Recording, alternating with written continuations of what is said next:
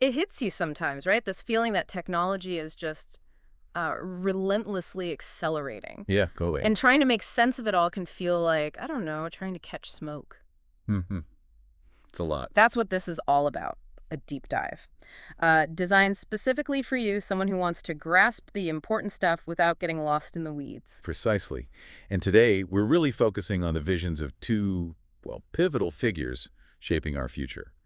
Jensen Huang of Nvidia and Mark Zuckerberg of Meta. Okay. We've immersed ourselves in their recent in-depth interviews. Yeah. Yeah.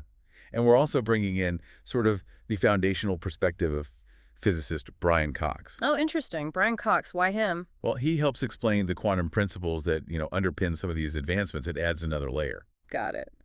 So our mission today is pretty straightforward. Distill the core insights, explore the why behind these rapid changes, and maybe spark those aha moments for you. Exactly.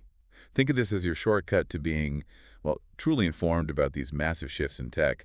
We're drawing from the highest levels, tech leaders, physics insights. Yeah, the goal is to synthesize these sometimes complex ideas into something clear, engaging, tailored just for our listeners. Okay, let's dive right in. Starting with Nvidia.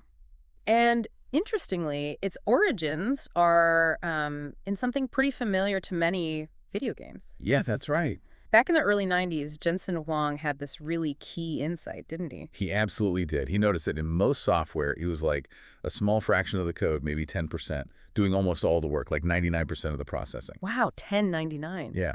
And crucially, he realized that that part, the heavy lifting part, could be parallelized. It could be tackled simultaneously. Which is totally different from how traditional CPUs work, right? They handle tasks sequentially, one after the other. Exactly. NVIDIA even used that Mythbusters analogy, Oh, remember? yeah, the paintball robot. Right. One robot firing sequentially versus a whole bank of them firing all at once. A coordinated barrage. Step by step versus tackling many small pieces together. So why video games initially?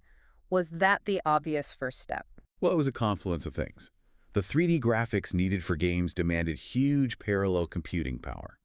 Plus, Wang and his team, they were genuinely passionate about creating these virtual worlds. Okay, so a personal interest too. Yeah, and from a business angle, they saw the gaming market was potentially enormous, Hmm. which, it turned out to be. Right. And that large, enthusiastic market, it became the financial engine for their R&D.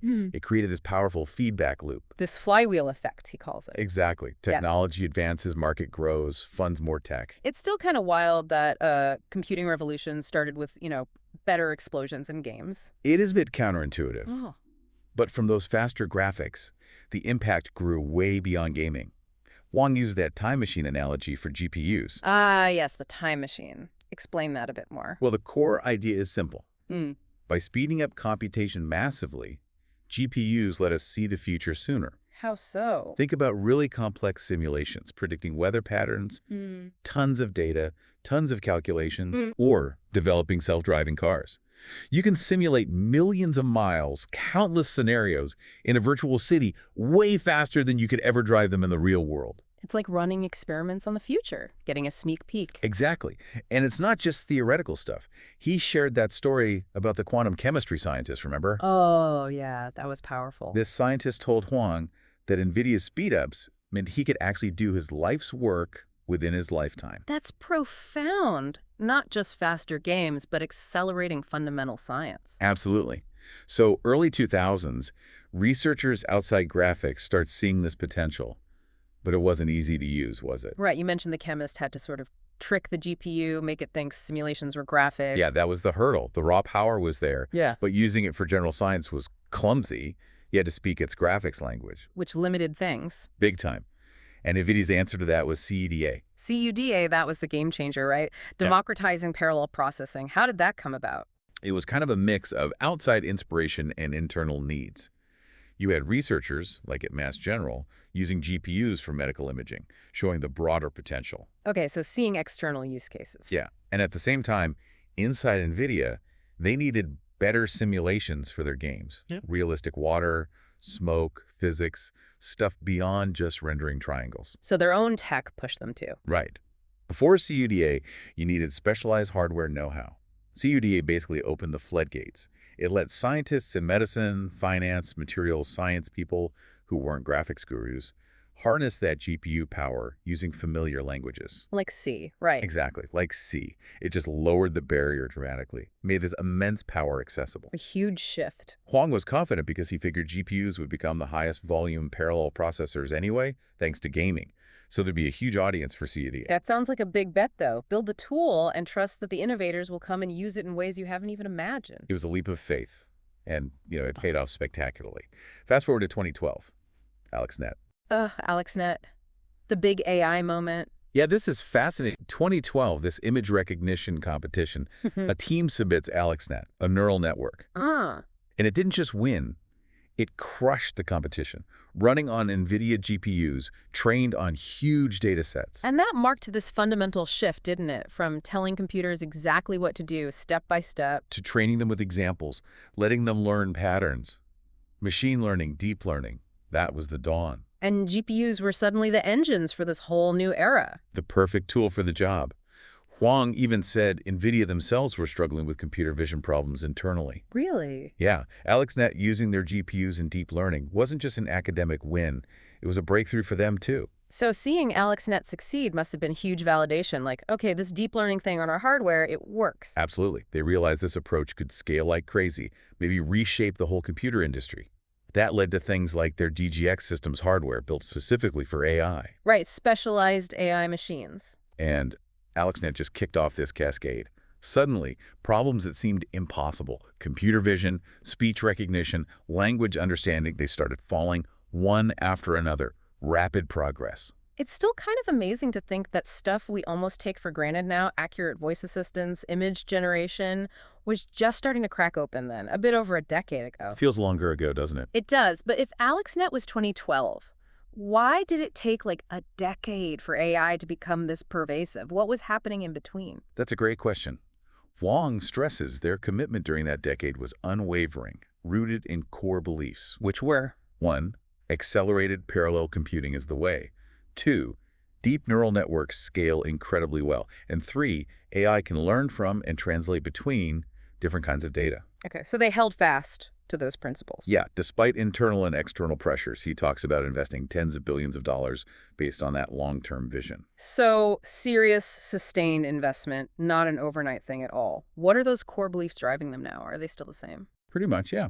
Still grounded in accelerated computing, the scaling power of deep neural nets, and this amazing ability of AI to work across different data types, text, images, audio, even biological sequences. That cross-modality learning is fascinating. We see it everywhere now, right? Summarizing text, translating languages. Generating images from prompts, describing images with captions, predicting protein structures from amino acids. Incredible. And Huang sees that extending further, like AI understanding complex spoken commands and translating them into the specific actions a robot needs to take. Wow. The potential seems almost endless there. It really does. Looking ahead, Huang distinguishes between the last decade, the science of AI, and the next decade, the application science of AI. What's the difference? So the last 10 years were about proving the fundamentals. Could deep learning work? Could it solve these core problems? The next 10, he believes, are about applying that science everywhere. Digital biology for drug discovery, climate tech, precision agriculture, robotics, autonomous transport, logistics, personalized education, even podcasting. Okay, AI is coming for us all. It paints this picture of AI just weaving itself into everything. Pretty much becoming an indispensable tool across the board. Okay, let's shift gears now. Meta. Their vision seems really focused on presence and personalized AI, especially through augmented reality. That's right. Mark Zuckerberg is betting heavily on AR glasses. He showed off a prototype recently, called them real-life Tony Stark glasses. Tony Stark glasses. Okay, so not bulky headsets, but actual glasses. Yeah, that's the goal. Highly miniaturized, projecting full holograms into your view. It's packed with tech. Like what? Tiny projectors, waveguides to get the image to your eye tracking, even neural interfaces for control. It's serious miniaturization. And what's the killer app for these? What does he see us doing with them? A lot. Remote collaboration is big, feeling like you're actually there with colleagues as holograms. Presence. Science, education with interactive visuals, new kinds of entertainment, gaming. It's broad. But why AR glasses specifically? What's the core problem they solve compared to, say, our phones? Zuckerberg sees it as the next natural step in computing's evolution. Desktops, laptops, phones. Phones are great, Yeah. but they still pull us out of the world, right? You're looking down at a screen. True. AR glasses aim to be more seamless, more integrated with life, and ultimately more social, interacting with digital stuff while still being present in your physical space. He talks about organizing digital objects in physical space. Sounds like more than just one device type. Yeah, he laid out a whole spectrum. Uh, Displayless glasses like the Ray-Ban Meta, mainly for AI assistance via voice. okay. Then intermediate ones with simple heads-up displays, notifications, maybe some AI info. Then the full holographic AR glasses is the premium tier. And VR/MR headsets like Quest, where do they fit? Still crucial. They offer the most compute power, the highest fidelity, mixed reality for really immersive stuff. He sees all these form factors coexisting long-term, hitting different needs and prices. So an ecosystem of devices, all pointing towards this merged digital physical reality. Exactly. And across all of them, Meta wants to deliver two key things. That feeling of presence Right, feeling like you're really with someone remotely. and highly personalized AI. Context-aware help, powered by models like Llama. And AR glasses seem perfectly placed for that personalized AI, being right there, seeing and hearing what you do. Precisely. They get the context. They know what you're looking at, what's being said around you. That allows the AI to be much more relevant, much more helpful in the moment. Now, the idea of replacing real-world connection with digital presence, some people might feel a bit skeptical about that. Sure, that's understandable. Zuckerberg does talk about things like eye contact and touch, Right. the nuances of interaction. He acknowledges haptics touch feedback is still a big challenge, Right. especially for complex stuff like feeling real force. Like trying to virtually shake hands and feel it. Yeah, or something more complex. But he points to progress in hand haptics, like feeling the ping pong paddle hit the ball in a demo. Eye contact in VRR is also something they're actively working on. And despite those challenges, he seems pretty bullish on our brains just accepting virtual presence, even if avatars aren't perfectly photorealistic. Yeah, his point is that consistency and authenticity of movement are key. If the way avatars move and interact feels right, our brains are surprisingly good at filling in the gaps and accepting it as a real interaction. Interesting. It's the motion, not just the look. Seems to be a major factor. What about the bigger picture? There's data showing real-world friendships declining, loneliness increasing. How does Meta's vision intersect with that trend? Does it help or hurt? That's a really important question.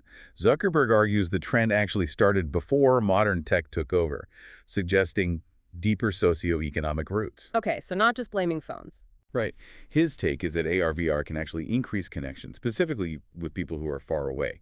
It helps fulfill social needs that might otherwise go unmet, rather than just replacing the physical interactions we already have. Oh, so augmenting social connection, not necessarily replacing it. It's a specific viewpoint. It is. Another interesting tension is around AI assistance. How much help is too much? Where's the line between removing friction and, removing the value of struggle or effort? Yeah, that's tricky. Like real-time translation seems amazing, mostly beneficial, right? Probably, yeah. Yeah. But what about AI helping you articulate your emotions? Is that always good? Or could it stop you from developing that emotional muscle yourself? Good point. And in education, AI could speed things up, but do we risk losing fundamental skills, like mental math or coding as a way of thinking? Exactly. Zuckerberg uses the calculator analogy. Calculators are great tools, they augment us, but you still need to understand the underlying math principles. Right, you don't want AI to replace foundational understanding. It's about finding that balance. Using AI to empower, not erode essential skills or the satisfaction of figuring things out yourself. Generative AI is also shaking up social media, isn't it? The shift from friends to creators seems to be accelerating. Zuckerberg definitely sees AI pushing that further. Better AI-powered creative tools for everyone, AI generating personalized content You're feeds. saying AI versions of creators interacting with fans. Yeah, potentially. Though he stresses the importance of clarity, making it obvious when it's an AI, not the actual person. But yeah, he expects significant, maybe unpredictable, changes across social media. That all sounds like a lot. Fast changes. It's natural for people to feel maybe anxious. What's his advice? Basically, stay curious, recognize change is constant, focus on how you can use these new tools to improve your life rather than just resisting them, adapt and embrace the potential. Adapt and embrace. Okay. What about the open source debate in AI? That's a big one. Centralized control versus open access. Right. It's a fundamental question. Should a few big players hold the keys? Or should models be open for anyone to use, modify, build upon? Zuckerberg is strongly in the open source camp. Why? He argues it fosters diversity. Mm. More people building means more niche, tailored AI solutions, like we see with apps and websites today, a richer ecosystem. But what about safety? Giving powerful AI tools to potentially bad actors. That's the main counter-argument.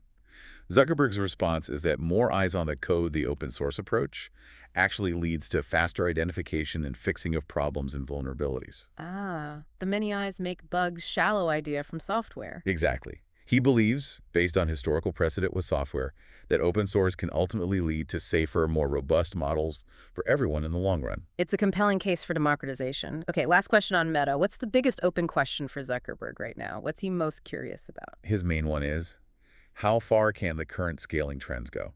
Just making models bigger, feeding them more data, how much more improvement can we squeeze out of that? So, will the progress continue at this pace? Yeah. They're making massive bets on infrastructure, assuming it will. It's a high-stakes gamble on the future trajectory of AI capabilities. Okay, so we have these huge visions from Nvidia and Meta, accelerating computing, immersive presence, AI everywhere. But you mentioned Brian Cox earlier. How does fundamental physics like quantum mechanics fit into all this? Well, Cox makes the point that the weirdness of the quantum world isn't some separate, isolated thing. Our everyday reality emerges from it. Right. And new technologies, especially quantum computers, are starting to directly harness those weird quantum rules. He talks about the qubit, the quantum bit. How's that different from a regular computer bit, a 0 or a 1? A classical bit is either 0 or 1, like a coin is heads or tails. A qubit, though, can be in a superposition. It can be both 0 and 1 at the same time, probabilistically. Both at once. Sort of. It's not just that we don't know which one it is. It fundamentally exists in a blend of both states until you measure it. Cox emphasizes these probabilities are real, part of nature, not just our lack of knowledge. Okay, mind blown already. And then there's quantum entanglement. Ah, yes, Einstein's spooky action at a distance. Right. What's the gist of that? You link two qubits, say two electrons. They become entangled. Then, even if you separate them by miles or light years, measuring a property of one instantly influences the state of the other. Instantly. Faster than light. It appears that way, which is what bothered Einstein. It doesn't violate relativity in terms of sending information, but the correlation is instantaneous. And Cox points out this is crucial for how quantum computers could work. How so? How does entanglement help compute? Because superposition lets a qubit represent multiple values, and entanglement links qubits together in complex ways, a quantum computer with n qubits can explore a vast number of possibilities simultaneously, exponentially more than a classical computer with n bits. So, potentially astronomical computing power for certain problems. Exactly. The sheer number of configurations possible with entangled qubits opens doors to calculations far beyond anything classical computers could ever handle. So, connecting it all back. Nvidia and Meta are pushing the limits of classical computing and AI. How does quantum physics tie into their visions? Is there overlap yet? Right now, the AI and AR stuff from Nvidia and Meta is mostly built on classical computing. But the deeper understanding and harnessing of quantum mechanics, especially through quantum computing, could lead to future AI breakthroughs that are even more radical. Like quantum computers running unimaginably powerful AI models someday. That's the long-term potential, yes. A future intersection where quantum capabilities could supercharge AI development or solve problems currently intractable, even for today's best AI. It underscores that these tech visions aren't fantasy. They're built on real science that's constantly evolving. It really does. From parallel processing to AR presence to the fundamental weirdness of quantum mechanics. Absolutely. It's all grounded in decades of research across physics, computer science, engineering, at the continuous progression. Okay, so let's try to wrap up the key takeaways from this deep dive. We saw how NVIDIA's focus on parallel processing, starting with gaming, became the engine for the AI revolution. Right. And Meta's vision is driving towards immersive presence and personalized AI, primarily through advanced AR, as the next computing platform. And underlying all this potential, we have the fundamental principles of quantum physics, hinting at even more powerful computational futures to come. And a key theme from both Huang and Zuckerberg. This future isn't just happening to us. It's being actively built right now based on core beliefs and massive strategic investments. Which led to a final thought for everyone listening. Considering how AI could both boost our abilities and really change how we interact, what parts of just being human do you think will be most transformed in the next decade? That's a big question. And maybe more importantly, how do we make sure those changes actually line up with what we value as people, as a society? That's the critical part, isn't it? Steering the ship. Definitely something to keep pondering as we all navigate this. We hope you'll keep exploring these topics, maybe think about how you personally might engage with, and even help shape this unfolding future.